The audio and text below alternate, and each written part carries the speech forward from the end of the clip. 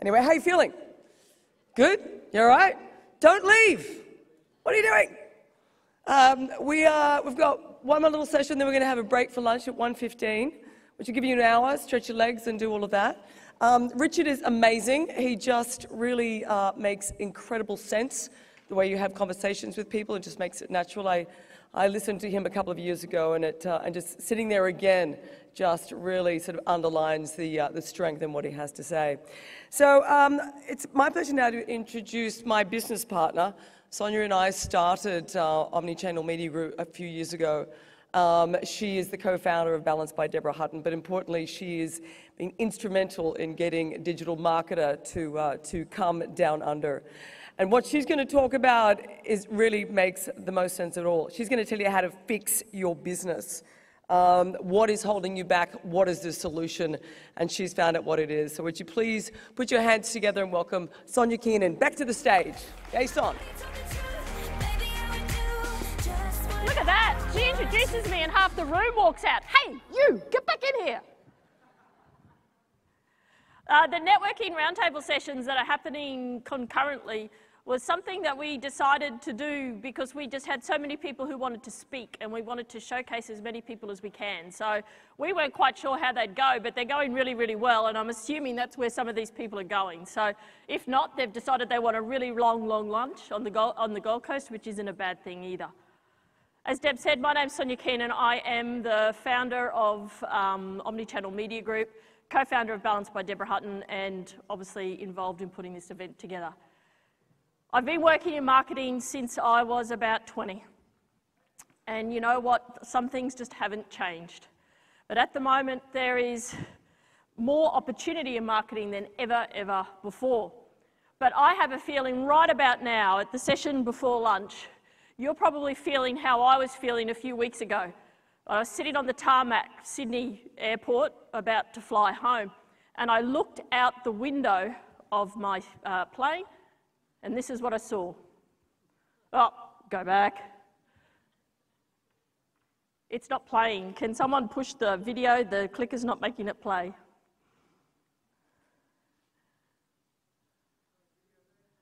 There's a video there. No video there. Great. Okay.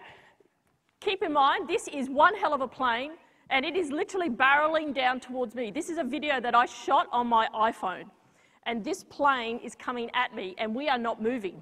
We are sitting on that tarmac, and that plane is coming towards me, and I am not in control. I'm not in the pilot seat of either plane. I'm thinking, I hope that plane works. I hope that plane moves. And I felt paralyzed by fear. Now, I would imagine there's quite a few people of you in this room who have never been to a digital marketer event before. And right about now, you're feeling a little bit paralyzed by fear. How the hell do I do this? How the hell am I going to make this happen? So stick with me over the next 45 minutes and I'm going to help you get there. Unfortunately, we're going to have a bit of a problem because there's a couple of videos in this presentation and I'm assuming none of them are going to play. So the next one I was going to show you was the fact that at the moment, there is a real problem with marketing. We have more information than we have ever had. We have access to so much information, but we don't have the knowledge to implement it. The fact that you are in this room means you are here because you want to learn how to implement. You want to turn the learning into knowledge, and that's what we're here for. We're here to help you. I am here to help you today to take away that fear you have about getting stuff done. This next slide was supposed to be a video. Imagine you're on a beach. There's some lapping waves, there's some beautiful birds chirping in the background. These waves are just rolling in, and you are situated between those flags. The iconic red and yellow flags that mean life-saving. They mean you are safe. You are safe to swim here. There is a beautiful looking lifeguard up there. His name's Jet Kenny. He's got some abs, he's got a man bun. He's there with his rescue board, just waiting to save you in case the riptide gets you between the flags. But he's decided this is the safest place for you to be. Well, today, we are your life-saving flags. Think of Ryan as Jet Kenny. It's not hard, it's not a big gap. But we're here to help you be safe. This is a safe room. This is a safe place for you to learn how you can work out how to implement these things in your business. Implementation paralysis. It's a phrase that I use a lot now. My primary business is coaching. I've got a couple of coaching clients in the room here. Hillary, I can see. Hi, Hillary. Wendy, are you here? Yay, Wendy. I coach small businesses like you every day to help you overcome implementation paralysis. Most people come to me because they've connected with Digital Marketer. They might have subscribed to DM Lab. They've downloaded maybe one execution plan, or they saw Richard present about email. And that's as far as they go. They never actually do anything because they like just learning, and they're just learning. And so it becomes this implementation paralysis. I did a podcast with Molly a few weeks ago on perpetual traffic where we talked about this topic, and it was downloaded over 50,000 times. And I've had hundreds of people contact me from around the world that said, I've got implementation paralysis. I spend my whole life learning, but I'm not actually implementing. And the reason for this is that business owners are scared. It's been happening forever. It's been cutting down business owners in the prime of their existence. Who here started their business because they actually wanted to do Facebook ads? None of you. You started a business because you were passionate about something, or you had a skill set about something, or it was a family business. You wanted to be a dentist or fix taps or whatever the business was. Not even me, and I'm a marketer, did I ever want to have a business where I did Facebook ads. I started my business because I was passionate about being the business that I do. But what's happening now is we've got this implementation paralysis with growing our businesses because we think that we should be able to do all these other things miraculously. The number one cause of implementation paralysis is fear. When we are scared, it's human nature to just freeze, do nothing. Maybe you might duck, you might weave, you might step back, but you don't tend to run towards it. You hesitate. And this is what's happening in business. This fear of failure that we have is stopping businesses from implementing this. And as I said at the beginning of today, I just want you to implement one thing. Because if you implement one thing, then you'll implement two things and then three things. Don't try to do everything at once. We've also got this fear of change. This shit, excuse the expression, is changing dramatically. Like, even in the 10 years I've been doing this. When we first launched Balance by Deborah Hutton in 2011, I could do an organic post and reach 1 million people for free. That same post, if I spend $500 on it, I might be lucky to reach 100,000 people. Nothing's changed with me, but of course Facebook changed the algorithm. And they changed the algorithm, and they changed the algorithm, and they changed the algorithm. Because guess what? They're in the business of making money. How do you keep up with the change?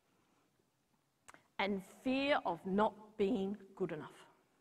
The number of times that I work with my coaching clients and they just fear that this isn't for them, that they can't do it.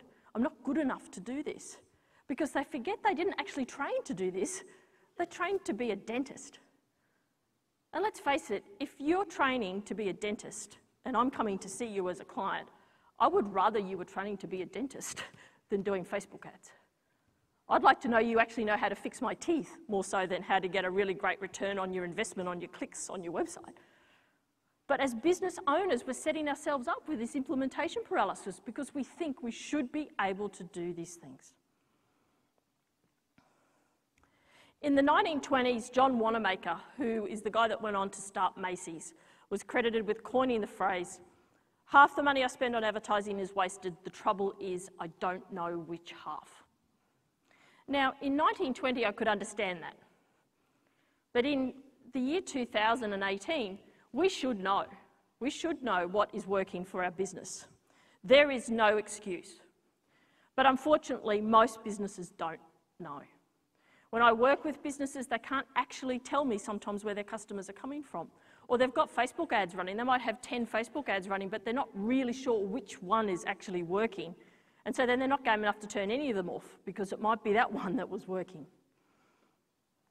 My goal and my mission is to demystify marketing for small business owners. It's to put you in the pilot seat for your business. Just like that plane was barreling down at me on the runway and I wasn't in the pilot seat, I want to put you there.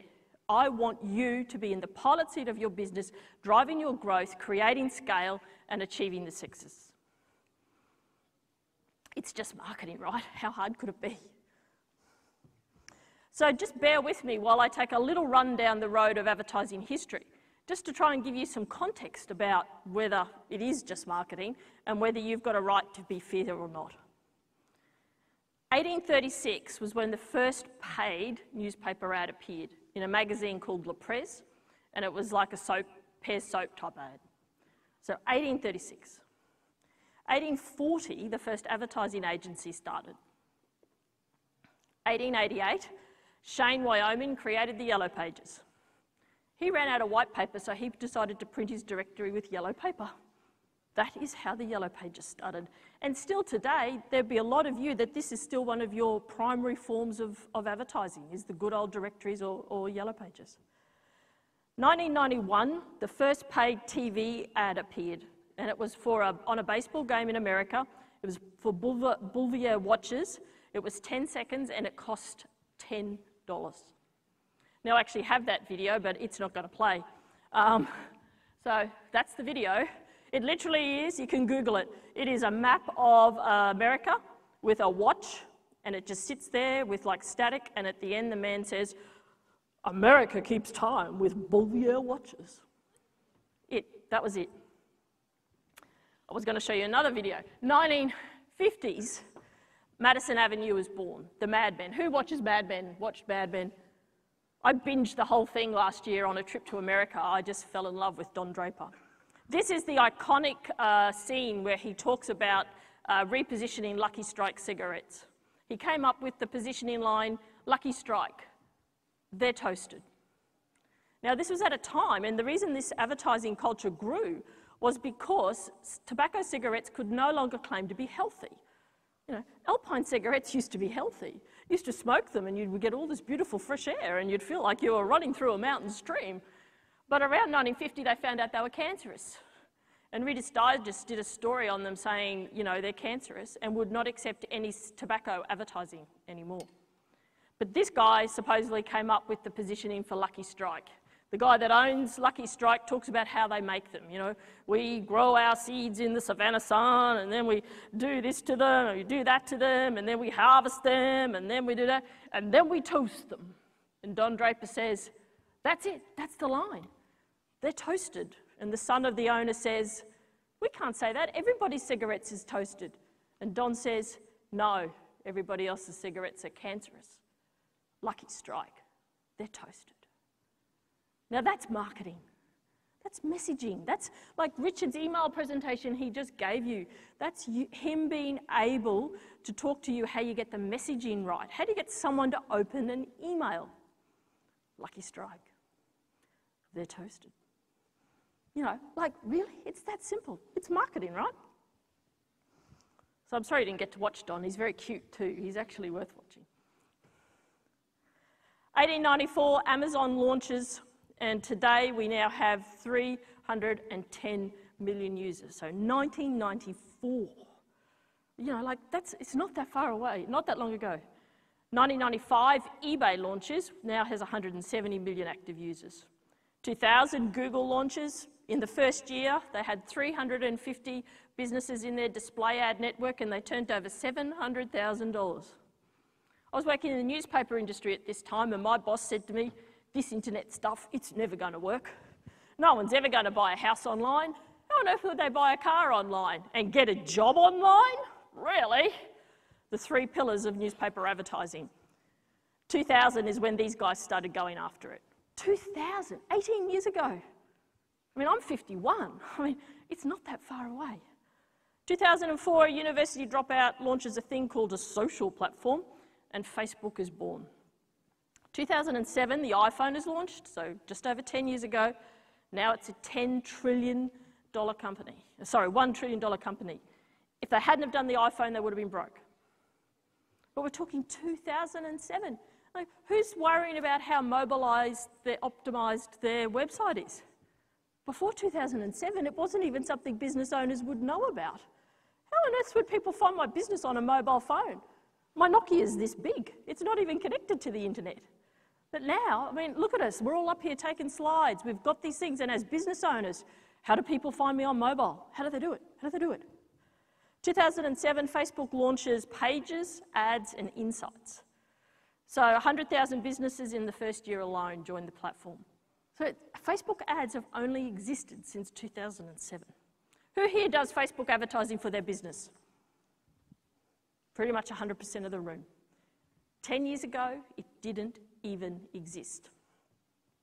2007, the digital advertising spend in the world represented 7% of the total ad spend, 19 billion worldwide. 2017, it's 41% and 209 billion. And television, radio and press hasn't really gone down that much. They've lost a little bit of market share, but the actual dollars is pretty much the same. So it's nearly all new money. And it's money coming from mainly people like you, small businesses tapping into this medium. 2018, there are 6 million advertisers advertising on Facebook, spending $10 billion a year, which is an average of $1,666 a year. Who here spends on average $10 a day with their ads? Exactly. That's $5 a day. So take out probably the top 10% who are spending millions. You are competing with hundreds and thousands of businesses every day spending $10. 15 million active Facebook users in Australia alone. Our population ticked over to 25 million a couple of nights ago. So there's only 10 million people who aren't on Facebook. And if you take out all the kids that can't do it, take out all the grandmas that can't connect to it, it's pretty much everyone you want to talk to is on Facebook. As business owners, when you start, who's had a business for more than 10 years? So 10 years ago, if I said to you, you'd be sitting in a room, spending 2 days, listening to a bunch of people talk to you about advertising on Facebook? Really? But as business owners, you're expected to know, and you're expected to understand it, and you're expected to know how to do it well. So, in 1800s, we had 2 choices for advertising. We could do direct, or we could buy an ad in La Presse. 1900s, we could do press, radio, TV, yellow pages, or direct. 1950s, we've got the same mediums, but it's so competitive and so complex, we need Donald Draper to help us do them. So in 2018, we now have this, and you would have seen this slide before. That is all the different avenues that you could be spending money on to promote your business online. And that's just a part of them. There is thousands of them. So there's so much complexity to this, and you just wanted to be a dentist. But it's just marketing, right?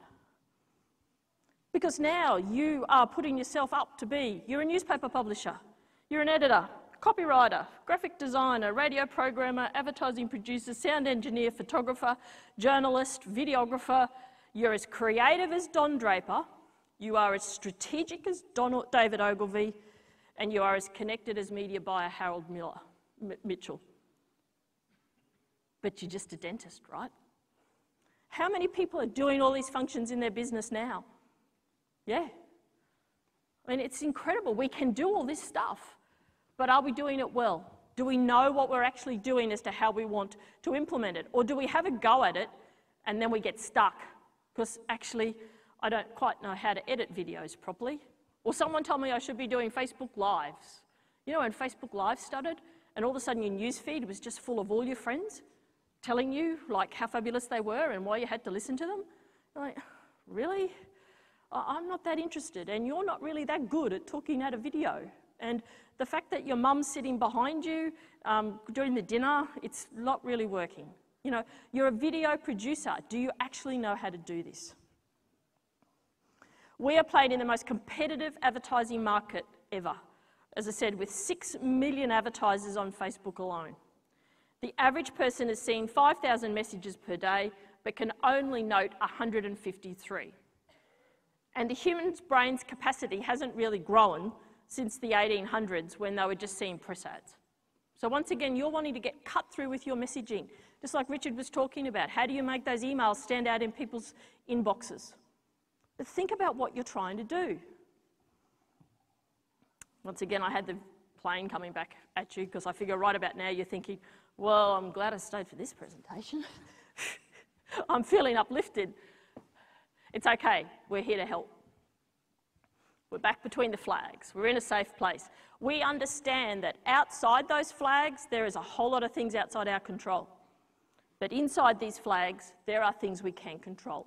And we know that we have the capacity and we have the support for people to help us. Implementation paralysis. Megan in my team found me this slide. I love it. You know, here's some guys pushing their barrow with all their rocks with a square wheel and a guy with round wheels. But they're right, they're too busy. We're fine, we don't need your round wheels. Unfortunately, with what we're doing, a lot of times this is the case. There's help at hand, but we haven't actually tapped into the right help.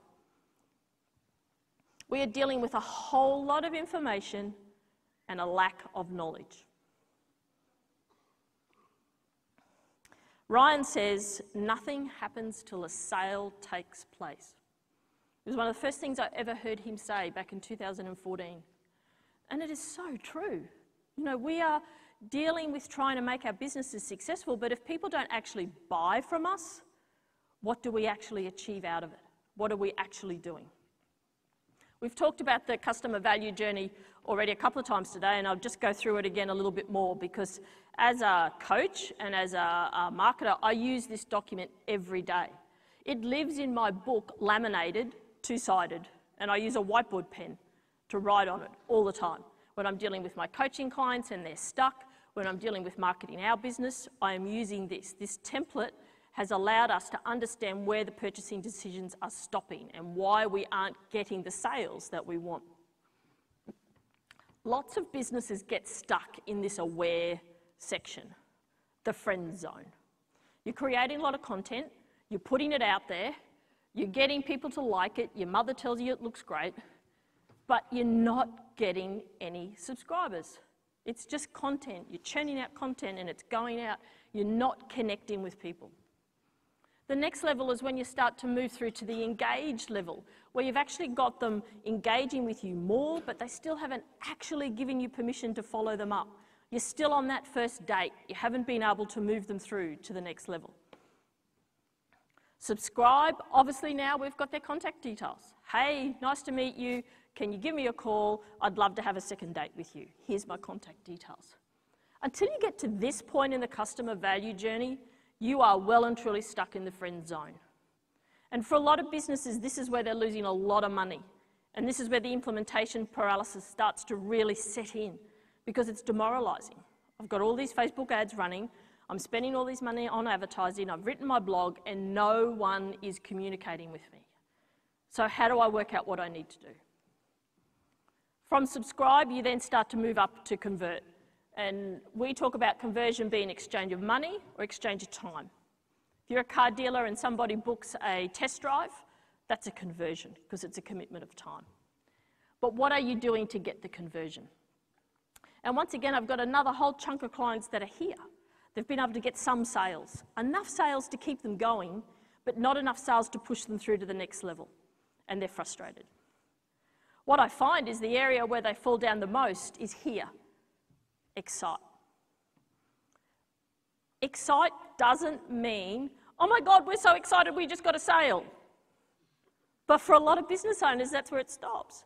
What are we doing to onboard our customers? What are we doing to understand how we move them to the next level? Are we actually giving them the information to help them be successful? Do they actually understand how to use our product properly? You know, companies like the Iconic with fashion retailing do this so well. You know, you buy your outfit and you get an email from them straight away saying, congratulations on your purchase. Did you know that the care instructions for that jacket are here? So you'll know how to look after it. Or did you know so many other people bought this shirt to go with that jacket? Which is nice. The next email you get is, guess what? Your package is being packaged. It's on its way. Then you get an email saying it'll be there tomorrow, but get excited. Then you get it saying, hey, your product's been delivered, and guess what? Just in case it doesn't fit, here's the instructions on how you can send it back. They do not want you to get buyer's remorse. They do not want you to get that product and then step away from it before you've actually taken delivery of it. Excite is an area where most people get stuck. And if I gave you one tip, if you are suffering from implementation paralysis, is to go back and look at how you are closing sales and how you are exciting your customers once they've decided to spend money with you. How do you make them feel like they are the smartest person in the room? We cannot extend until we have achieved excite. People will not spend more money with you if they're not excited about the money that they just spent with you. It just won't happen.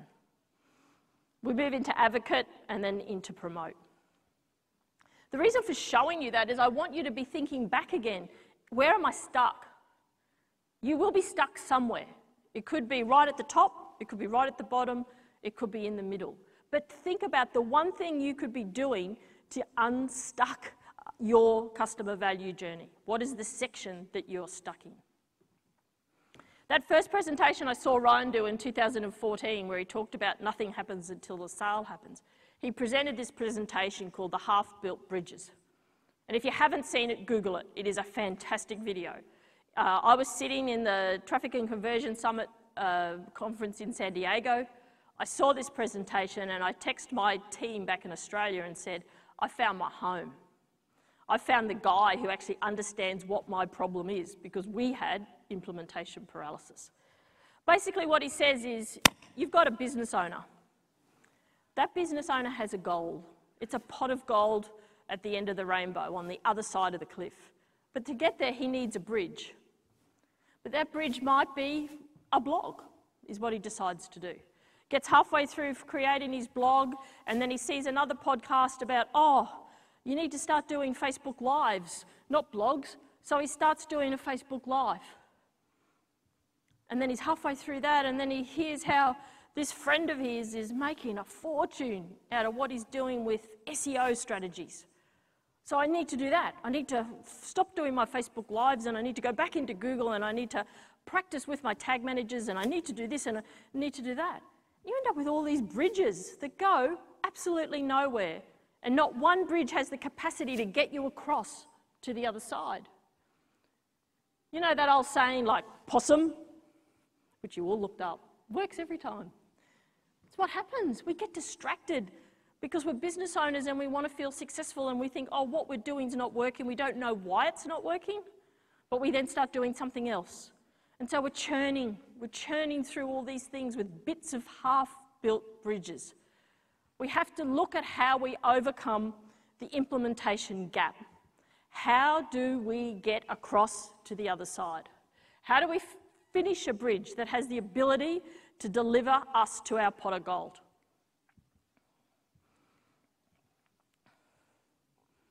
Yay! That's what we all want. It's that simple. We started our business because we wanted to create a better life for our family. That pot of gold is a better life for our family. But if we're not building and we're not completing and we're not understanding what's working and what's not working, we will fail. Implementation paralysis. Nothing happens until a sale takes place. There are 5 steps to shifting implementation paralysis. 5 core things. Number 1, choose your church. And I don't mean just start praying to God and hope like hell it works. Pick your learning environment. My church is Digital Marketer.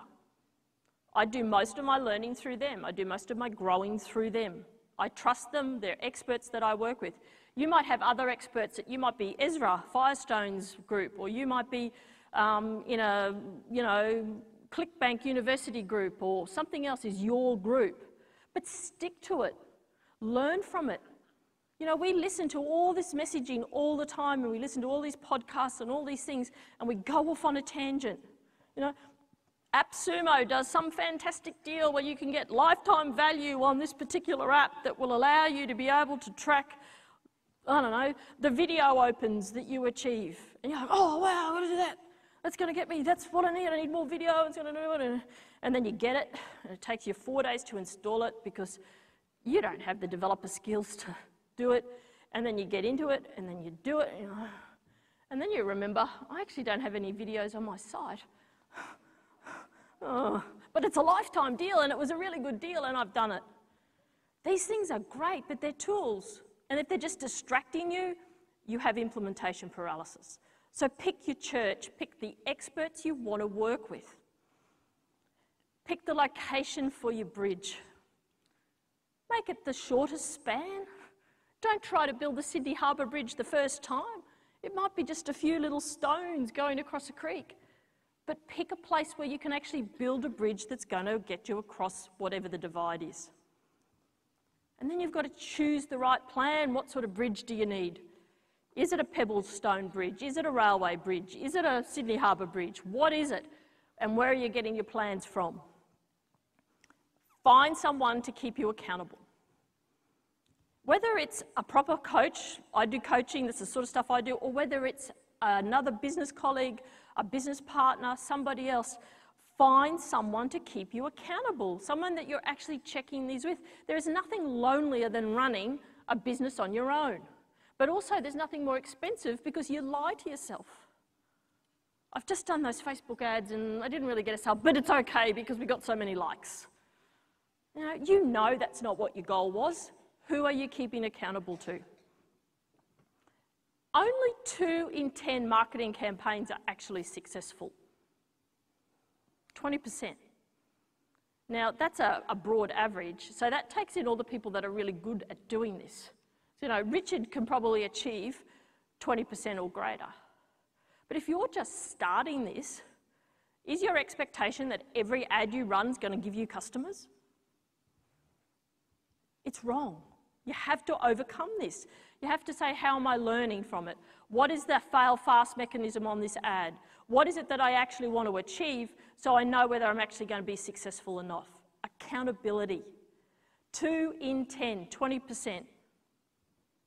That's why we A/B test. It's why we have multiple campaigns. It's why we try different audiences, because we're not quite sure which one's going to hit. And then we test and we develop and we test and we develop. But if you are not in a group that's giving you accountability, if you are not working together with other people to help you achieve accountability, you've got to start wasting money because you need sanity checking. And finally, you just have to roll up the sleeves and you've got to dig in and get it done. If your way of doing this is to give yourself 1 hour a week to do it, or it's 1 hour a night, or whatever it is, remember, this is not your core business. Even if you are an agency doing this for other people, this is not your core business. Because how do you grow that business? You don't grow your business by doing other people's Facebook ads. You grow your business by doing your own marketing. Who are my agencies in the room? Hands right up. Who thinks that as an agency they're pretty piss poor at marketing their own business? Me. I'm dreadful. I'm terrible. I've got to talk to you about an offer in a minute and I'm shocking at it.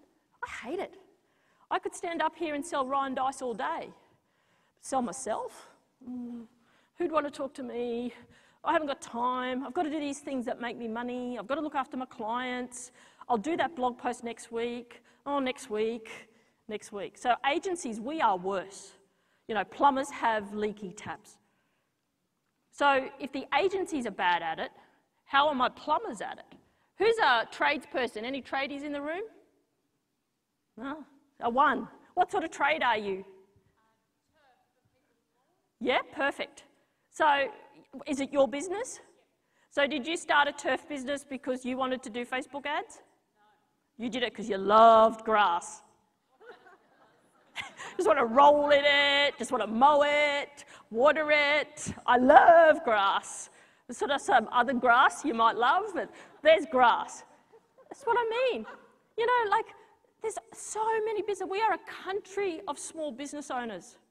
There's something like 5 million small business owners in Australia.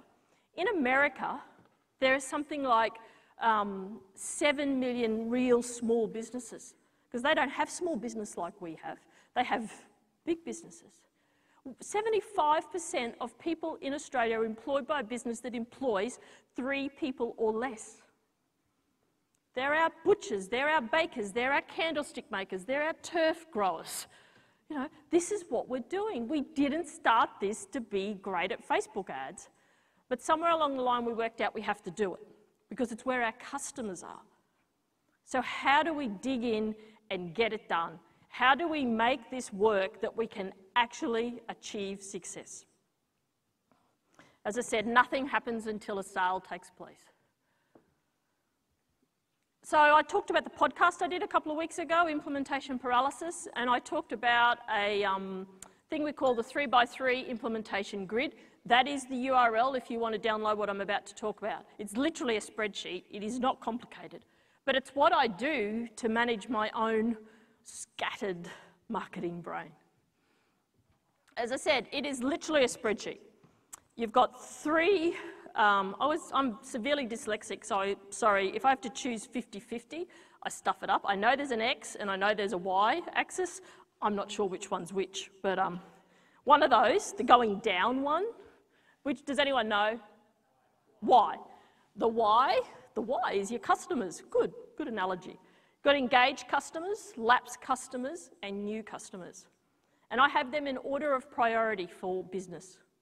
I believe that new customers should be your least priority, unless you are a brand new business.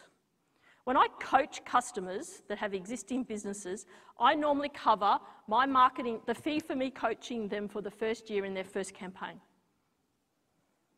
Because sitting in their database is a whole lot of people wanting to give them money.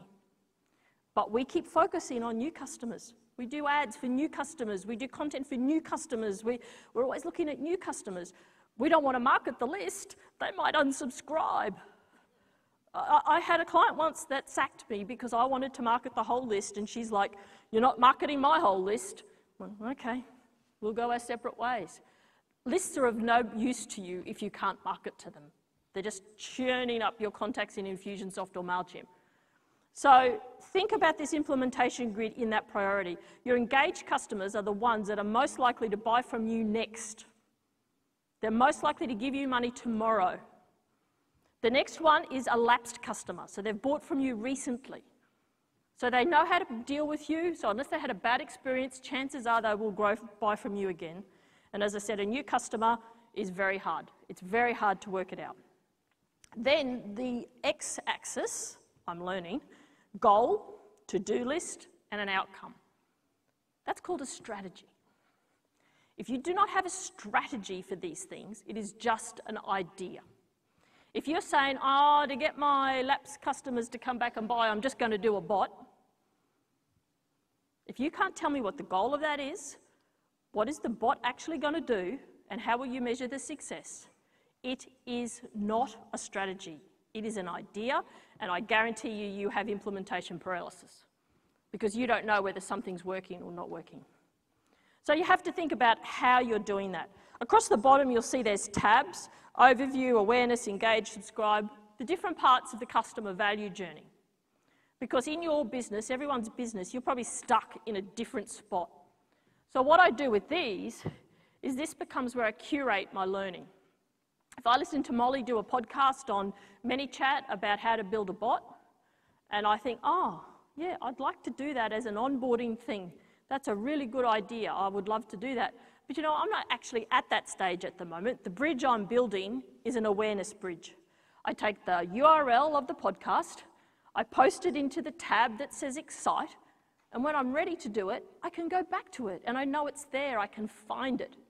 Because once again, remember, we live in a world where there is so much information, but not enough knowledge. Who's listened to something and then has Googled the hell out of it to try and find it again? Yeah? Hello, are you awake?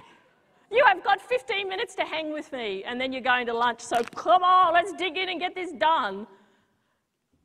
You need to start curating your learning. My job as a coach is to curate the learning for my customers, my clients. They don't sometimes realize I'm doing it, but I choose what I give them when I give it to them, when they're ready for it. They want to sometimes jump ahead and do something else. I'm like, well, hang on, we're not quite there yet. Let's just get this house in order first, and then we'll move to there. The customer value journey is a logical procession.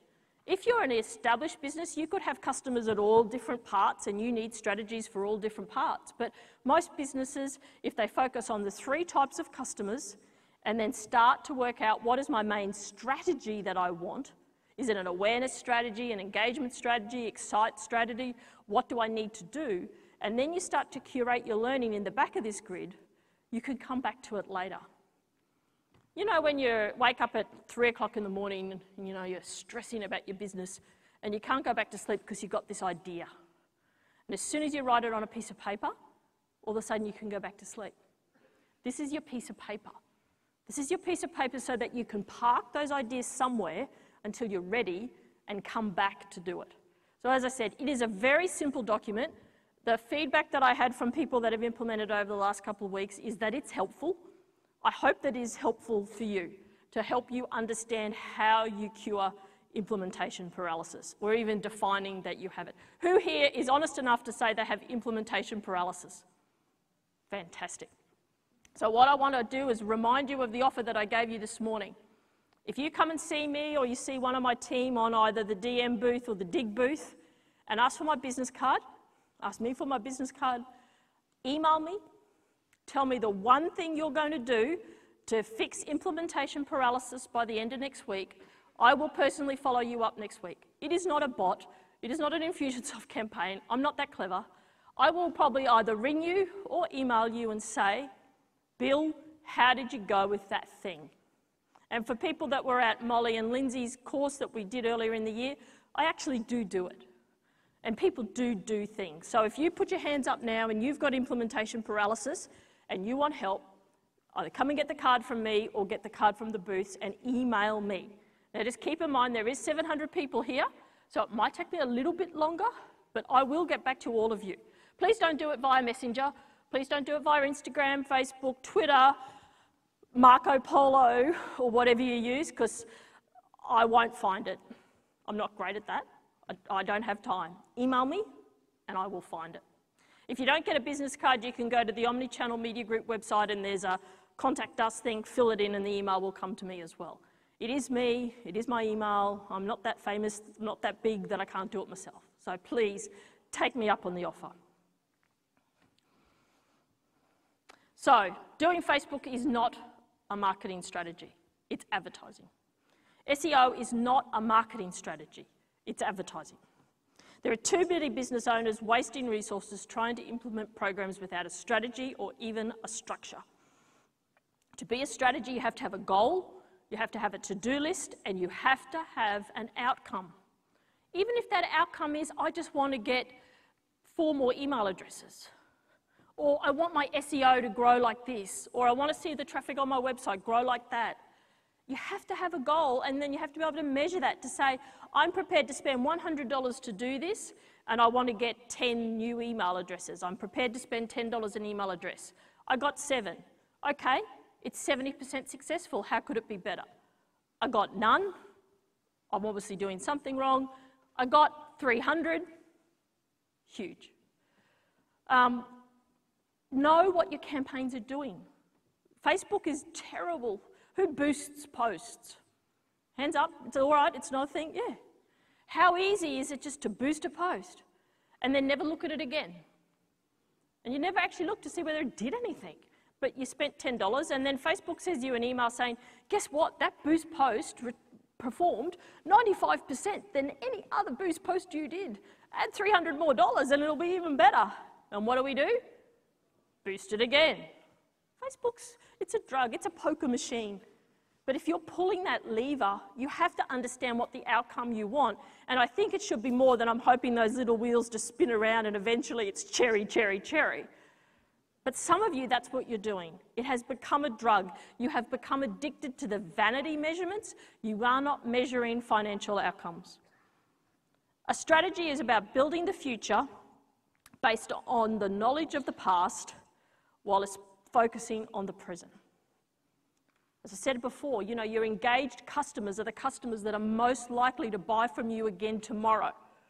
What do you know about what they did yesterday that could inform you today to get them to buy tomorrow? Prior performance is a predictor of future success, whether we like it or not. If you don't do anything else out of this presentation or out of this couple of days, at least give yourself a sanity check about the strategies for marketing your business. Get your accountant to tell you how much did you actually spend last year. Or go into your Facebook dashboard and put in for the whole year. And just have a look. And be able to know that I spent 20 grand and I'm happy with that. You know, I know from what we've done with this event, I know how much money we spent on Google, and I know how many of those Google ads gave us ticket sales. And I know how much of our Facebook ads gave us ticket sales. And I know what our organic ones did. I need to know that because I need to know which lever to pull. You have to start thinking like, if you are going to do this stuff yourself, you have to start thinking like Don Draper. You have to start thinking like David Ogilvy. You can't keep thinking like a plumber. Because your leaky tap is your bank balance. The money is drip, drip, drip, dripping out. Fix it. It'll help you fix implementation paralysis. So, do you have a strategy? Are you productive? Can you tell me why you boosted that last post? Could you tell me how much your leads actually cost you? Could you tell me what your conversion rate is? Do you know what your website is actually supposed to be doing? I know that sounds silly, but I have people contact me and say, I want you to build me a website. What do you want me to do with this website? Oh, well, I just need a website. Right.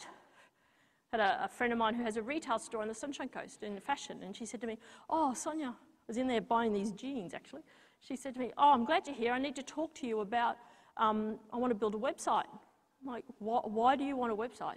Oh, well, you know, my point of sale system now links to this, and I can get a Wix site, and I can do this. And I'm like, do you even know how to do any of this stuff? Oh, no, but they told me it'll only cost $500. $500, really? Per week, per month, per year? Oh, no, just $500. I said, how many items of clothing do you have in this shop? I don't know. How many customers a day do you serve? Not sure. What's your average sale per customer? I don't know, I've never actually thought about it. You know, does your top 20 clients give you 80% of your turnover? Yeah, maybe. Why would you want a website? Oh, well, I need a website. Why wouldn't you just get a list of your top 20 clients and keep a record of what they actually like and the size they are and what they do, and once a week just make 5 calls. That's 5 calls, not 5 calls. And just let them know that you've just come back from a showing and you've just bought this fabulous new range that's coming out in summer, and they had a fabulous pink jacket that just happens to be the colour pink that you love. And I bought an extra size 14 because I'm pretty sure you're going to want it. Would you like me to hold it for you? Oh, don't I need a website to do that? No. You've got a point of sale system with a database in it. Start using the database. It's digital marketing. Why would you want a website? Oh, I hadn't thought about it like that. We live in a world where everyone's trying to automate everything. They're trying to take away the human to human. We need human to human. And most businesses, you know who your customers are. So ring them.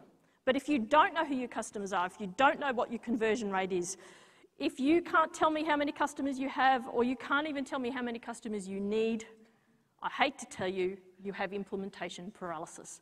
Because if you are a marketing manager or a sales manager, you need to know that stuff. So whether you're a butcher, baker, candlestick maker, if you are choosing to do the marketing of your business, you need to hold yourself accountable to those questions. And if you ask me to help you, they are the questions that I will ask you straight away. Because if you can't answer those questions for me, I probably will struggle to help you. I will cost you a hell of a lot of money because I've got to find all that stuff out. Can't see the forest for the trees. We are so caught up in the detail. That client I was telling you about was so caught up that she needed a website. She couldn't see the incredible forest of opportunities she has sitting in her shop. She's fantastic with people. She didn't need a website. Missing the obvious.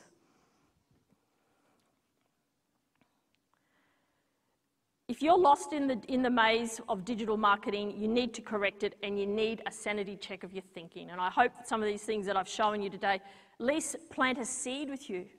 How many customers do you need, and how much money do they need to spend for you to be able to provide the life you want to provide for your family? The reason why you started the business to start with. Answer those questions. Who is keeping you accountable and honest? Who has the expertise to help you select the right path? And how do you fix it? You need to access the right tools at the right time. So the implementation grid is a tool for helping you do this. DM Lab is a way of doing this. The certifications is a way of doing this. Subscribing to whatever the church is that you're interested in is the way to do this. Access a community that will keep you accountable. We've got a Facebook group now. I think there's about 600 people in it as of today. It's a community. They will keep you accountable. And it's an Australian-New Zealand community. It's in our time. You can post in there, and there's real people in this room who might have been through what you've been through, or who will keep you accountable. And access your trusted experts. Find the experts that you believe in, the ones that have got the plan for you. If you're interested in doing it more formally, we've got an offer for you. It's called DIG. It stands for Digital Implementation Group. It's a small group coaching program that we've created, built on the back of my one-on-one program. This is the big sell. I'm really good at this. It's a community, and it's a coaching program. It's about giving you access to curated content, so content when you need it for what you need, a community to keep you accountable, and experts like myself. If you want to find out more, you can come to our booth called DIG, but basically this is what you get. Quarterly one-on-one call with me. The first one is an onboarding call where we will go through your customer value journey and set your intent. And then once a quarter, you can set another appointment with me, and it's a one-on-one call with me, just me, nobody else, and we will work out what's going on with your business over the next 12 months. There's 10 member-only webinars with myself and other trusted experts throughout the year. Access to the DIG learning platform. So this is a platform that we're building that allows us to curate the digital marketer content. So you subscribe to DM Labs, we will actually be giving you training in how to implement the content engine, how to create your own boomerang traffic plan with my insights over the top of the learnings that you've done with Digital Marketer. So they're designed to go together. Email support, help you set up your 3x3 implementation grid. With that email support, you can email me anytime, and I will get back to you within 24 hours. And it is me. It's not anyone else. It's just me. It's what I offer people, because sometimes you just get stuck and you need someone to show you. Member pricing for our events. If you want more information, it's out on our booth. There's the price, $3.99 a month. You can sign up for a year for $4,500, so you effectively get 12 for the price of 10. And if you sign up here at the event before lunchtime tomorrow, it's only limited to 50 people, is all that I can take on. Ryan is hosting a lunch with me, and you will be welcome to attend that lunch, and it'll be a Q&A with Ryan, and you'll get the opportunity to ask him anything you want to ask. So thank you for your time. I hope you have found this in some ways enlightening. I'm sure it's probably sitting there thinking, shit, I'm in trouble. But you're not. You're in between the flags. You're in between those yellow and red flags. Jet Kenny's up on the beach. He's there to rescue you. You are in a safe place. Please walk away from this event over the next 2 days and cure your implementation paralysis by implementing at least one thing. Thank you for your time.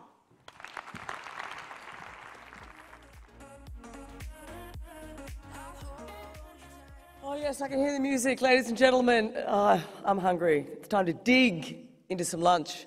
Sonya, thank you for that. It made enormous sense. We're going to have a break for an hour. Stretch your legs. There's plenty of places inside. There's restaurants outside. Get some fresh air. We're going to come back here at about 2:15. Let's call it 2:15. For our VIPs, thank you for joining us today. We're having lunch. If you take the door to the left, there's a little area. I think if you haven't been there, you'll easily find a little VIP room, and I will see you in there. So thank you. See you back in an hour. Thanks very much. Call me, baby, if you need